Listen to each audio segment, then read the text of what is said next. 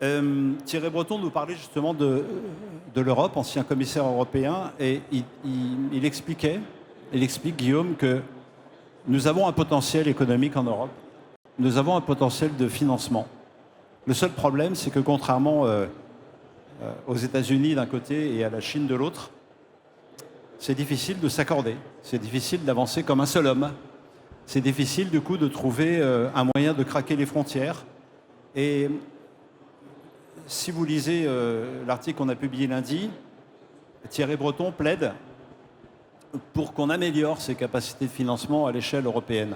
Alors pour vous qui analysez les marchés, Guillaume, et on sait que le financement de la tech, vous le savez mieux que moi, tout le monde le sait ici, parce que financer la tech, c'est financer des startups, c'est, comme on dit, faire sa preuve de concept, trouver des soutiens, on a parlé des SAT, trouver des financements, se développer, aborder des phases de son métier qui n'est pas forcément, des phases qui ne sont pas forcément celles qu'on a apprises. Compliqué quand même d'arriver à financer une activité. C'est d'autant plus compliqué que quand on va atteindre une masse critique, on aimerait bien pouvoir s'adresser, Guillaume, à des capacités de financement qui sont l'équivalent de celles qu'on peut trouver dans les deux principaux concurrents du marché européen, à savoir les États-Unis d'un côté et la Chine de l'autre. Alors, pas très positif ce que je dis, mais j'ai bien peur que ce soit une réalité. Merci beaucoup. Alors effectivement, c'est une réalité qu'il faut aussi remettre dans un contexte. Le début du constat, c'est de se dire c'est la fin du mythe de l'argent gratuit et illimité. On vient de vivre une quinzaine d'années avec une expansion monétaire très forte, des baisses de taux régulières, un environnement où en fait on débordait d'argent et cet argent s'est écoulé, y compris en France, y compris dans la tech, y compris dans la deep tech. Et ça, ce monde-là, il est fini. Aujourd'hui, on vient dans un monde où l'argent est toujours pas très cher, mais il est plus illimité, c'est-à-dire qu'il y a une concurrence pour le capital. Et dans cette concurrence pour le capital, l'Europe n'est pas très bien placée. Cette concurrence pour le capital, elle se traduit à deux niveaux. Le premier, c'est quelle est la place de la tech dans la part de l'investissement au sens large, et ensuite quelle est l'orientation géographique. Et en fait, il faut encore qu'on modifie la culture du risque en Europe, y compris en débloquant des freins réglementaires, et ça on peut en discuter effectivement avec grand plaisir. Mais cette culture du risque, justement, on va s'arrêter 2 minutes là-dessus, vous qui êtes un financier. Alors, encore une fois, hein, c'est vu de ma fenêtre, je n'ai pas monté de start-up, c'est pas demain que je vais monter une société industrielle, mais je crois quand même que quand on regarde ce qui se passe, notamment aux États-Unis, quand on prend des risques, on prend des très, très, très gros risques. On parle tout de suite en milliards, on ne va pas faire de caricature, on veut directement aller sur Mars avant même d'avoir vérifié si tout fonctionnait bien. On a quand même quelque chose qui est un peu différent culturellement en Europe que dans, à tout le moins, uniquement les États-Unis. Est-ce que ça peut changer ? Oui, parce qu'on ne part pas de zéro. D'abord, l'Europe de la tech, elle existe, elle est connue. On a des champions. À Grenoble, on en a plein. On en a des boîtes comme ASML, des boîtes comme Adyen, des boîtes comme Dassault, etc. On a plein de champions. Simplement, notre capacité à créer les nouveaux, pour le moment, reste à démontrer. Et pour faire ça, il y a besoin de volontarisme. Le volontarisme, il se traduit à plusieurs niveaux. D'abord, on voit bien, en fait, et notamment la France est hyper exemplaire dans ce domaine-là, dans la capacité à flécher de l'épargne publique en fonds propres, en dette, en subventions via nos partenaires académiques, mais aussi via BPI France, ça marche hyper bien. Par contre, on a toujours du mal à raisonner sur un ensemble de la chaîne de valeur. Et aujourd'hui, en Europe, on ne s'occupe pas assez de libérer de l'épargne pour des projets ambitieux et surtout des projets de long terme. Pour ça, en fait, ce n'est pas de la dette, ce n'est pas de la subvention, c'est des fonds propres, c'est libérer l'épargne privée. Aujourd'hui, il faut avoir en tête qu'en Europe, on a à peu près en pourcentage 3 fois moins d'épargne en actions qu'aux États-Unis. Sur 1 an, ça se voit, sur 10 ans, ça se voit, sur 30 ans, ça veut dire que nous, on n'a pas été capable de créer des champions qu'eux ont été capables de créer. Et pourquoi on ne l'a pas fait ? Parce qu'il y a 15 ans, à la suite de la crise financière de 2008-2009, on a mis en place des critères qui sont extrêmement contraignants et on empêche les assureurs d'investir dans les entreprises, on empêche les banques de prêter aux grandes entreprises, etc. En fait, on a mis une culture du risque réglementaire autour de l'allocation d'épargne en Europe qui fait que 15 ans plus tard, la plus grosse boîte tech qui a été créée dans le monde du non-coté en France, elle vaut, allez quoi, 7 milliards d'euros. Ce qui est déjà magnifique, mais c'est que 7 milliards d'euros. Et ça, il faut absolument le changer. C'est un premier critère qu'il faut absolument changer. Et le deuxième critère qu'il faut changer, et c'est ça, c'est ce qu'on essaie de construire, c'est pour faire des champions de la tech, pour prendre des paris ambitieux, il faut du temps long. Et pour avoir du temps long, il faut avoir une bourse qui est dynamique et qui est capable d'accompagner des champions. Google est venu en bourse, Facebook est venu en bourse. Enfin, tous ces grands champions américains, en fait, c'était déjà des belles boîtes quand elles étaient arrivées, mais depuis, elles sont devenues des mastodontes parce que ce temps long est absolument nécessaire à la prise de risque, y compris des entrepreneurs. Le principal défaut qu'on a ici en Europe, c'est qu'on construit des très belles technos, on fait l'amorçage, on fait les premières levées, et le plus tôt possible, on essaye de les vendre. Et en fait, on est les champions de la session aux Américains, de boîtes qui valent quelques centaines de millions d'euros, quelques milliards. Et ça, c'est à l'échelle continentale. C'est absolument effroyable. Il faut complètement qu'on change notre manière de faire parce que sinon, on va juste devenir un incubateur du M&A des Américains. Mais là, vous parlez de la souveraineté, c'est un sujet, mais enfin, en tout cas, je vois deux choses. La souveraineté dont on va parler, mais c'est aussi peut-être de se dire qu'on n'est pas en train de jouer au loto quand on a une société comme ça. C'est qu'on n'arrive pas à la développer là où on pense qu'elle pourrait aller. Est-ce que ce n'est pas finalement ça le levier qui fait qu'on va aller s'adresser à des marchés où c'est plus facile de lever de l'investissement ? Moi, je ne partage pas du tout cette opinion parce qu'en fait, on voit bien, on a des leaders, on a des champions dans plein de domaines. On est les leaders dans le domaine du consumer, on est des leaders dans le domaine du service, on est des leaders dans un certain nombre de filières de l'industrie. Et dans la tech, on manque de capacité à avoir ce temps long et cette énergie. Je pense qu'il n'y a pas de fatalité du tout par rapport à ça, mais il faut libérer l'épargne privée. Et il faut même être un peu plus que ça. Et je pense qu'il faut être aussi dans une logique de souveraineté dans l'allocation de l'épargne privée des Européens. L'Europe est un continent extrêmement riche. Extrêmement riche. Simplement, la manière dont on flèche cette épargne est pas pro-entrepreneur, pour être poli.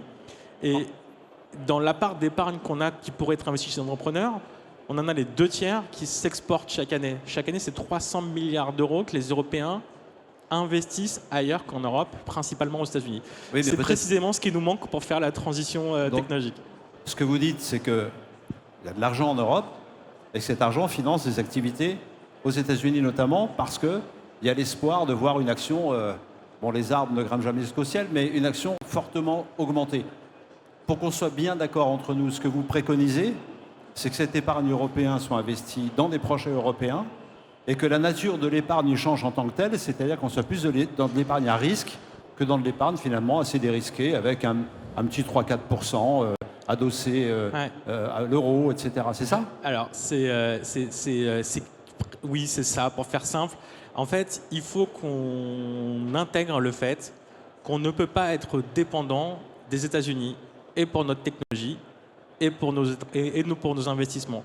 On l'a vu sur les 15 dernières années, les Américains ils sont venus massivement investir en Europe pour financer des projets de croissance 2 fois, en 2015 et en 2021. Ça a duré jusqu'au bout de 2022. C'est tout. C'est tout. On ne peut pas être dépendant du cycle d'investissement des Américains qui ont une tendance naturelle à profiter d'investir chez eux. Par contre, ils viennent ici faire du M&A, ce qui est très bien. Donc il faut absolument qu'on débloque notre tissu d'épargne et qu'on l'incite à être investi. Je vais vous donner des exemples qui, pour moi, sont interpellants. Donc, on a mentionné le fait que les assureurs et les banques sont réglementairement dissuadés d'investir dans les entreprises européennes. C'est une culture du risque. Je pense qu'il faut la modifier pour que ça change. Mais même à l'échelle française, en fait, qui est encore une fois extrêmement volontaire dans cette démarche, on a créé des outils d'épargne de long terme qui permettent aux Français d'investir sur 10, 20, 30 ans dans les entreprises. Ça s'appelle, par exemple, le plan d'épargne retraite. C'est plus de 100 milliards d'euros qui ont été épargnés par les Français en 5 ans dans ce produit-là. Il y a 0 obligation d'investir dans des sociétés françaises ou européennes dans un PER. C'est contre-productif. Vous seriez bien entendu tout à l'heure avec Thierry Breton, parce que je pense qu'il va en parler. Mais je vous pose la question, simple. Je crois qu'il y a un Nasdaq aux États-Unis, il y en a un seul. Combien il y a de lieux où on peut investir en Europe? Sur combien de bourses il faut aller pour essayer de comprendre où est-ce qu'on va finalement prendre cette épargne et l'investir et risquer, parce qu'on peut risquer, mais c'est quand même beaucoup plus compliqué en Europe. Alors, c'est une bonne question. Donc aujourd'hui, nous, Euronext, on opère 7 bourses en Europe, du pôle Nord à la Méditerranée, et on représente à peu près un quart de toutes les actions échangées en Europe chez nous. Mais 7 bourses, 7 sur 27. Effectivement. Après, la question qu'il faut se poser, c'est de se dire, alors nous, on veut bien continuer. Là, on se pose la question de la réglementation européenne et de l'appréciation du risque. Bah, il faudra poser la question à Thierry, mais je pense qu'il est d'accord. Aujourd'hui, on ne pourrait pas avoir un marché unique européen parce que ça serait jugé comme créer un monopole, alors que la concurrence, elle est parfois plutôt à continent contre continent plutôt qu'au sein de l'Union européenne. Donc ça, il faut changer notre politique de gestion. Pareil dans la supervision. Aujourd'hui, Euronext, c'est supervisé par 7 régulateurs différents. Ça rajoute de la complexité malgré tout. Oui. Et dans le monde de la tech, on a le même domaine. Donc ça, c'est des choses qu'il faut accélérer, changer, harmoniser, créer une union des marchés de l'épargne, une union des marchés de l'investissement. Maintenant, une bourse, Euronext, c'est quand même la 3e bourse du monde. Aujourd'hui, on est capable d'attirer de l'épargne du monde entier. Et je pense que c'est ça qui est un élément qui est intéressant, c'est de se dire, il nous faut du temps long et il faut qu'on garde un centre de gravité local. Parce que et c'est ce que propose la bourse en fait. Et ça, c'est hyper important, c'est de se dire, si on peut garder nos champions qui ont leur centre de gravité ici, leur prise de décision qui sont basées ici, mais qu'on vient drainer de l'épargne du monde entier, c'est là où on va réussir. Et pour ça, il faut qu'on montre que nous, on y croit et qu'on y mette nous-mêmes notre argent. Les Américains, ils vont pas venir si les Européens n'y vont pas. Mais c'est vrai dans le monde du côté comme c'est vrai dans le monde du non-côté. Il faut qu'on croit en nos forces. Et on a pas mal d'atouts, mais par contre, il faut changer notre manière d'apprécier. Et il y a peut-être une différence entre les Américains, dont on parle beaucoup, mais si on parle de tech, on peut difficilement quand même éluder la question. On a peut-être cette force en Europe, j'espère que c'en est une, de pouvoir plus facilement que les Américains mêler financement public et financement privé. Alors que de ma fenêtre, j'ai l'impression que les Américains, c'est full business et que du privé. On a une culture du volontarisme politique et du partenariat privé et public qui est très forte. Grenoble est un super bel exemple en fait de réussite, de volontarisme, de vision de long terme du public et de capacité à faire venir du privé. Donc ça, on l'a. C'est extrêmement important cette structure de volontarisme parce que de toutes les façons, l'idée de se dire on va faire venir les investisseurs du monde entier parce qu'on est gentil, ça ne marche pas. Donc il faut qu'on crée le début, il faut qu'on crée le momentum. C'est ce qu'on fait très bien en France avec BPI. C'est ce qu'il faut aussi changer à un niveau européen. Par exemple, avec la BEI, qui finance beaucoup le long côté, mais pas encore assez le côté. En fait, on ne finance pas assez longtemps les boîtes qui veulent rester indépendantes, les boîtes qui ne veulent pas se vendre. Donc ça, c'est un angle qu'il faut changer. Et une fois qu'on a créé ce volontarisme-là, avec le soutien des publics, il faut qu'on change la manière dont on souhaite aider les dirigeants. Il faut qu'on change la manière dont on perçoit la réglementation. Je vais vous donner quelques exemples. Et la France n'est pas un mauvais élève au niveau de l'Europe, mais même plutôt un bon élève. Après, l'incertitude actuelle fait qu'en ce moment, on n'est pas trop un élève. Mais ça va passer.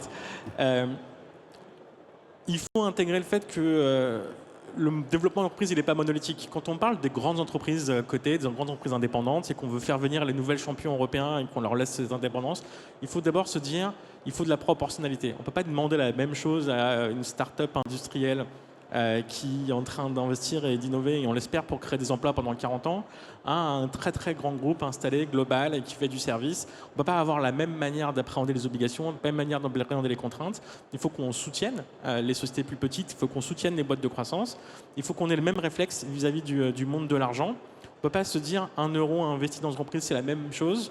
Non, en fait. 1 euro investi dans une société européenne, ça vaut beaucoup plus pour la collectivité que 1 euro investi en épargne en action. 1 euro investi dans une PME qui crée des emplois en France, ça vaut beaucoup plus que 1 euro investi dans une entreprise qui fait du business dans le monde entier. Il faut qu'on apprenne à être dans cette logique-là. Il faut aussi qu'on se force à donner de la stabilité réglementaire. Ça, l'Europe peut quand même pas mal nous aider. Il faut simplifier énormément toutes les règles qui nous entourent, mais surtout les sujets, y compris le monde de l'argent. Je vais vous donner un exemple très clair. L'Union européenne est censée être un marché unique et commun. Dans le cadre des marchés de capitaux et du monde de l'argent, c'est censé être le cas. Mais en fait, chaque pays met des micro-règles très différentes qui fait que c'est extrêmement difficile de lever de l'argent de manière simultanée en France, en Italie et en Allemagne. Il faut changer cette culture-là. Ça, c'est votre vœu le plus cher. Ouais. On va faire un point d'actualité, si vous voulez bien, dans les quelques minutes qui nous restent. J'ai l'impression que 2024, ça n'a pas été très facile pour la tech. Ça a commencé tambour battant. Si on regarde les posts qu'il y avait il y a 1 an, ici même avec un optimisme quand même qui était certes toujours mesuré parce que nous avons bien les pieds sur terre, mais tout de même, cette année a été compliquée. Dès l'automne, on a vu que, je ne dis pas qu'il y avait du désinvestissement, c'est pas ça, d'ailleurs le mot n'est pas le bon, mais J'ai l'impression que l'année n'a pas été formidable pour le financement de la tech en 2024. Est-ce que c'est vrai? Et dans quelle proportion? Et comment, d'après vous, ce n'est pas une prédiction, hein, mais une prévision, comment ça va se passer dans les 2-3 années qui viennent? Non, mais je le disais au début, ça a été une année difficile parce que le monde a changé. Parce que l'argent illimité n'existe plus. Donc il y a une forme de latence, etc. Mais ça s'est dégradé. Effectivement, tout au long de ça a même démarré en 2023, pour être honnête. Ça continue en 2024 et ça va continuer en 2025. Après, parce que l'argent n'est plus illimité. Ça, c'est clair et net. Il y a de la concurrence pour le capital. Ce capital, il s'investit dans les boîtes les plus solides, les plus grosses, les plus liquides. Vous voyez, par exemple, vous mentionnez les grosses sociétés américaines, mais on a aussi les grosses sociétés européennes. L'an dernier et l'année d'avant, c'est 1% des sociétés dans le monde qui ont représenté 80% de la hausse des valorisations. Ce qui veut dire, en fait, on a eu une hyper concentration de l'épargne et de l'investissement, ce qui est plutôt une traduction de l'aversion au risque, de la culture du risque. Les investisseurs sont prudents, voire même inquiets de l'évolution des conditions économiques, notamment en Europe. Dans ce cadre-là, en France, on s'en est pas trop mal sorti sur la tech. On a plutôt bien résisté, mais ça s'est concentré. Donc on a eu un nombre de sociétés qui ont levé des tickets de taille importante qui a été réduit. Par contre, on a eu encore des projets ambitieux. Bien sûr dans l'IA, bien sûr dans le quantique, mais pas seulement, dans le plus domaine de la tech. Mais on le voit bien avec une sélection des dossiers qui était beaucoup plus importante qu'avant. Oui. Donc c'est-à-dire les dossiers les plus gros, les plus solides, éventuellement les plus rentables, ce qui du coup éloigne beaucoup de boîtes de la deep tech du scope. Et ça a été un moment assez délicat l'an dernier, et ça va rester un moment assez délicat en 2025. Ça s'améliore, parce que les taux commencent à baisser ou à se stabiliser, mais ça s'améliore à un rythme modeste. Allez, une dernière question avant de se quitter. Est-ce que vous considérez, vous qui êtes vraiment du côté du financeur, le nerf de la guerre, on peut le dire, après on peut trouver que c'est pas cool de parler d'argent tout le temps, mais ça reste le nerf de la guerre. Est-ce que vous pensez que la France est le pays le mieux placé en Europe pour voir émerger justement des entreprises à forte capitalisation, valorisation? Est-ce que la France est le pays des géants de la tech européens? Alors, oui, en fait. Alors, il y a aussi l'Angleterre. Il faut rester modeste malgré tout. Mais c'est pour ça, donnez-nous une perspective. Oui. Non, mais par contre, la France est assurément en Europe le pays qui a le plus de volontarisme pour y arriver. Et ça, c'est très net. Et toutes nos initiatives, que ce soit le soutien public, les écosystèmes comme Grenoble, la création d'une bourse compétitive sur la tech avec Euronext Tech Leader, sont copiées systématiquement par tous nos voisins européens, et on est systématiquement cité en exemple comme les gens qui ont cette ambition. Donc du point de vue de la mobilisation de l'écosystème, on est clairement en avance. Par contre, il y a deux choses qui me freinent et que je pense qu'il faut qu'on change, mais collectivement qu'on change. La première, c'est que j'ai encore le sentiment qu'on ne fait pas confiance aux entrepreneurs européens et français de la tech, que nos décideurs politiques préfèrent que les Européens gagnent ou perdent de l'argent en achetant des majors américaines plutôt que gagnent ou perdent de l'argent en achetant des sociétés de la French Tech. Et ça, je pense qu'il faut changer la culture du risque, y compris dans la prise de décision politique, et donner du courage et faire confiance. Soit on y arrive ensemble, soit on se trompe ensemble, mais en plus de toutes les dettes qu'on se construit, on ne peut pas non plus créer une dette technologique. Donc il faut qu'on soit ambitieux par rapport à ça. Et la deuxième chose qu'il faut changer, c'est cette culture du temps long. Il faut absolument qu'on y croit. On a cette capacité. On a déjà créé des champions dans toutes les industries qui ont émergé au XXe siècle. On a un potentiel pour le faire au XXIe siècle. On a les outils, on a l'épargne, on a les infrastructures, on a la volonté. Il faut changer cette culture de l'entrepreneuriat, cette culture de la loose, d'une certaine manière. Et vous parliez des États-Unis. Ben oui, et donc nous, c'est ce qu'on fait. On crée des passerelles entre le monde du côté et le monde du non-côté. On accompagne les dirigeants parce que oui, on peut rester indépendant, oui, on peut être ambitieux, et oui, on peut avoir le temps long si tant est qu'on s'y donne les moyens dans un monde où il y a beaucoup plus de concurrence pour le capital qu'avant.